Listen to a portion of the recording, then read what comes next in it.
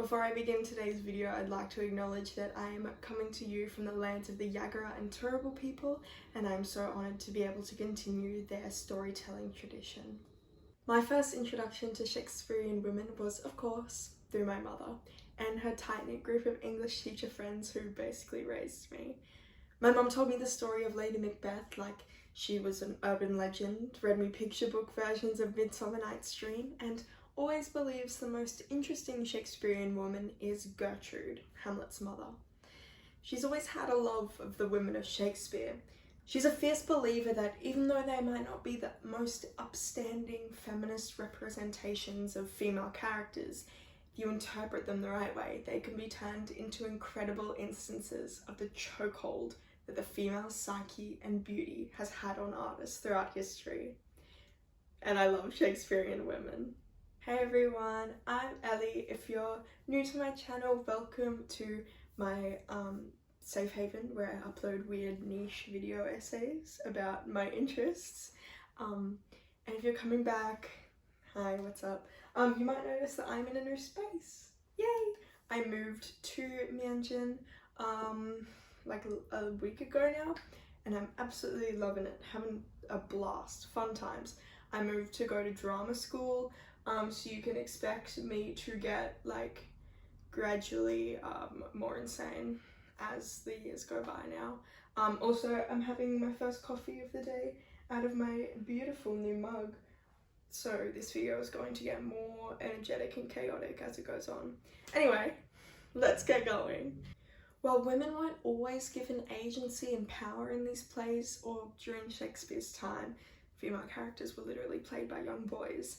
There are a few female characters who are fierce, honest, and daring on a surface level, and then once you add modern readings, feminist and artistic interpretations, they can become some badass ladies with some lessons to teach about the female experience. I'll be honest, this video isn't going to be a deep foray into the intricacies of these characters, rather a light-hearted modern feminist take on their contributions to their respective plays, how the characters have impacted myself, popular culture and society, and an introduction to some of the great female characters in Shakespeare for those who might be new to the texts. This is my personal love letter to these characters who lived, laughed, loved, manipulated, and murdered.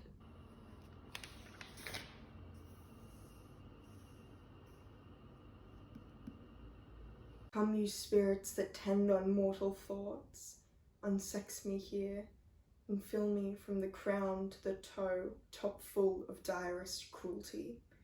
Make thick my blood, stop up the access and passage to remorse, that no compunctious visitings of nature shake my fell purpose, nor keep peace between the effect in it. The phrase unsex me here in this context is one of my favourite lines from Shakespeare. She's literally asking the spirits to remove any semblance of womanish emotion from her and fill her with cruelty, and it works. I think it's only fitting to start this video with the Shakespearean girl boss herself, Lady Macbeth. To be honest, I never really thought that much into Lady Macbeth because as I've made my way through studying Shakespeare, I've mostly just done the comedies and a few of the tragedies. That being said, my world was changed when I saw the A24 adaptation of the tragedy of Macbeth. Frances McDormand is one of my favourite actors ever, and I was so excited to see her in this role. She was authentic and grounded in her performance and brought amazing emotional peaks and valleys to a character that I think can sometimes be overdone in the crazy or manic department. I've seen live performances of Lady Macbeth's famous Out Damn Spot monologue where the actor was basically just screaming and like panting and pacing up and down the stage in an attempt to portray what we think of as female madness. The concept of hysteria, even though it's no longer a diagnosable disease, is so pervasive that it seeps into the way that pop culture portrays women who are in mental crisis or who have gone mad. But McDormand brings something special about madness in women that I'll touch on later too. Lady Macbeth is the reason that Macbeth kills Duncan. He's a little piss boy who wouldn't have done it without her sort of poking him on. I think the idea that behind every great man is a greater woman began with Lady Macbeth. She's an ambitious, intelligent woman with the gall to do what Macbeth is too afraid to do, like when she takes the daggers back to the site of Duncan's murder. She would have been an incredible politician or influencer. Could you imagine the scandals she'd be able to talk her way out of? That is why she is the original girl boss. And for anyone who hasn't seen the A24 adaptation of Macbeth, watch it as soon as possible. The way they utilised Ross as a plot device in moments where he's usually completely absent entirely changes the story in such an interesting way. It's available on Apple TV.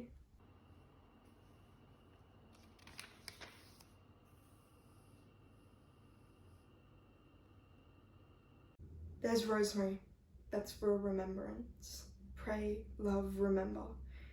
And there's pansies, that's for thoughts. There's fennel for you and columbines. There's rue for you and here's some for me. We may call it herb grace or Sundays. Oh, you must wear your rue with a difference. There's a daisy.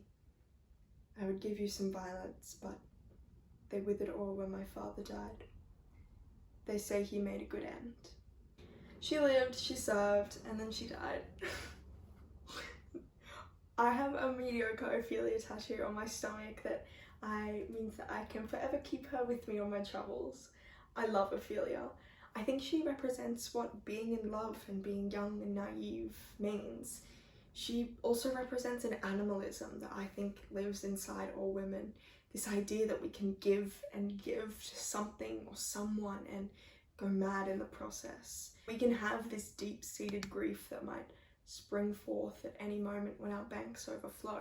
As someone who struggled with my mental health in the past, as many people have, I've had moments where I feel like I'm on the edge of an Ophelia level breakdown, where one too many late nights, days spent on my phone, or shitty McDonald's shifts brought me to the brink of something scary. She's seen as weak for going mad and almost immediately kills herself after presenting in this maddened state, but I think there's something important about having controlled access to that madness, that manic state, because too often we're told to internalize and bottle up emotions and big feelings until they release in an outburst. On the surface, Ophelia giving out flowers to members of the royal court is just incoherent babblings of a madwoman, but when you look into what the flowers mean and who she's giving them to, she's trying to send a message to each of these characters about their hubris in the play. I think there's an important lesson in that about what our emotions can teach us. When I was a teenager, I was conditioned in an environment that said that female tears are embarrassing and hysterical and male tears are a sign of weakness. But if we keep all that emotion bottled up, we learn to release it in unhealthy ways. Since then, I've taught myself how to be more sensitive, how to cry when I need to and go a little mad when I need to. If Ophelia had access to that kind of support or social conditioning, maybe she wouldn't have drowned herself. Maybe I wouldn't have this tattoo. Then again, she wasn't a real person, and who doesn't love a dramatic end?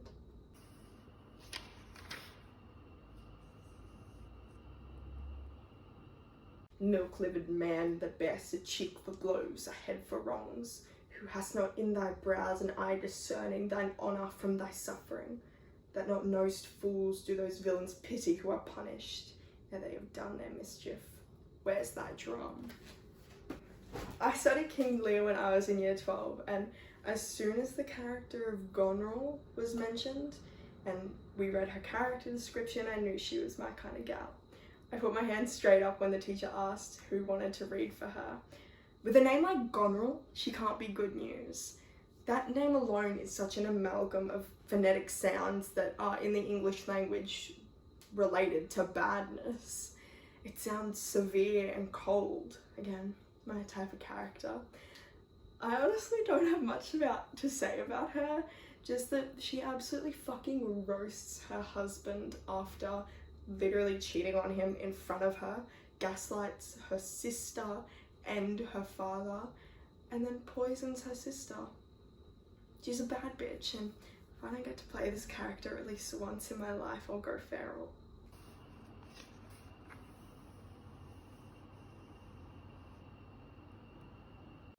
If I be waspish, best beware my sting. Katarina is another character that I have memorialized on my body forever, in the form of a continuous line drawing wasp on my stomach. It's pretty obvious why I love her as a character. She fights against gender norms and social expectations, and though in Shakespeare's time this was seen as a source of humour and ultimately her downfall, when we look at Taming of the Shrew today, we can see a character who fiercely fights to be free from oppression, and has little regard for who she might offend in the process. Katarina taught me an important lesson about seeing Shakespeare live. Reading it and studying it like you would any other literary classic is all well and good, but you're never going to understand the intricacies of characters, themes, plot lines, metaphors unless you go and see the show live.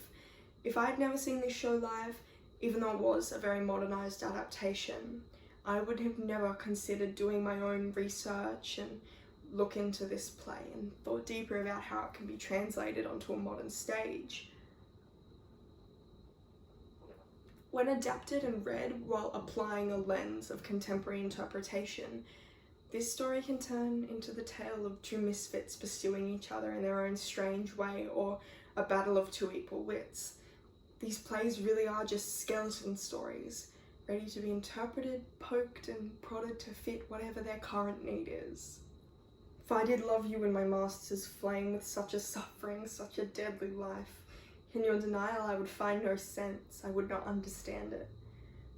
Make me a willow cabin at your gate, and call upon my soul within the house. Write loyal cantons of contemned love, and sing them loud even in the dead of night. Hallow your name to the reverberate hills, and make the babbling gossip of the air cry out Olivia. Oh, you should not rest between the elements of air and earth, but you should pity me. Twelfth Night is such an important play for so many queer people because it's pretty explicit in its queer themes. Duke Orsino and Cesario hardcore flirt, and Olivia falls in love with a pretty girly looking dude. Viola gets washed ashore, and instead of using her social standings because she comes from a wealthy family to make her way, she decides to work and stay put until she can find her brother, Sebastian. She disguises herself as a man and puts on this disguise to great effect and seems to enjoy the process. She's the representation of every little queer theatre girl who likes playing the male characters just a little too much. On queer themes in Twelfth Night, theatre companies eat this up. They'll put on a production of the play with gender-swapped roles, magnify the queer themes to an extreme degree. It's another excuse to keep putting on plays that draw audiences and bring in money like Shakespeare, instead of giving voices to new works by queer people. Don't get me wrong, I'm a huge advocate for performing and producing Shakespeare. I call myself a Shakespearean actor because it's my forte, but I'm also a queer playwright. And in most theatrical seasons, state theatre companies or large independent companies keep a slot open for Shakespeare. And this is taking away the opportunity to put a new voice on a pedestal, an Indigenous voice, a queer voice, or a disabled voice. Sure, we can include marginalised performers and creatives in Shakespeare, but it's not the same as putting on a play for and by these groups. Now, I'm not saying that we should never put on another production of Twelfth Night that explores this, but rather if we are going to stage Shakespeare, we need to be saying something new about it.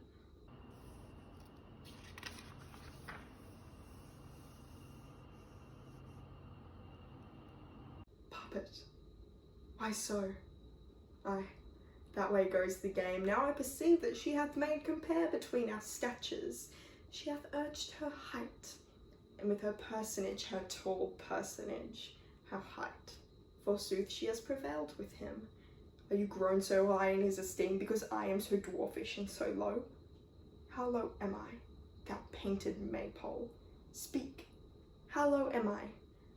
I am not yet so low, but that my nails can reach unto thy eyes. Our short queen, Hermia. Midsummer was the first Shakespeare that I ever performed, so it holds a special place in my heart. Hermia is an independent woman by Athenian standards. At the beginning of the play, she's told that her father is to marry her off to Demetrius, but She's in love with Lysander, and so they decide to run away and elope. She intentionally goes against what her father orders her to do, the man who culturally owns her until she's married, and is threatened with death if she disobeys him. But Hermia doesn't care. She loves Lysander and would rather die than be without him or married off to another man. She's definitely an Aries. Hermia delivers some of the best insults and violently roasts the other lovers when she's offended. And for this fire and rebellion, she deserves a spot on my list of Shakespearean girl bosses. Let me know who your favourite Shakespearean woman is. Oh, hell, let me know who your favourite woman is. Let's show some more love to the badass, crazy, influential women in our lives. That's all for today's video. Thank you so much for watching if you made it the whole way through. Yeah, if you'd like to keep up with me more, I post a lot on Instagram. I also started posting some of my poetry stuff on there, so if you'd like to check that out, that would be great if you could. Otherwise, yeah, don't forget to subscribe if you want more videos like this, video essays about literature, theatre, art, all that kind of good stuff. And thank you for watching, and I will see you next time.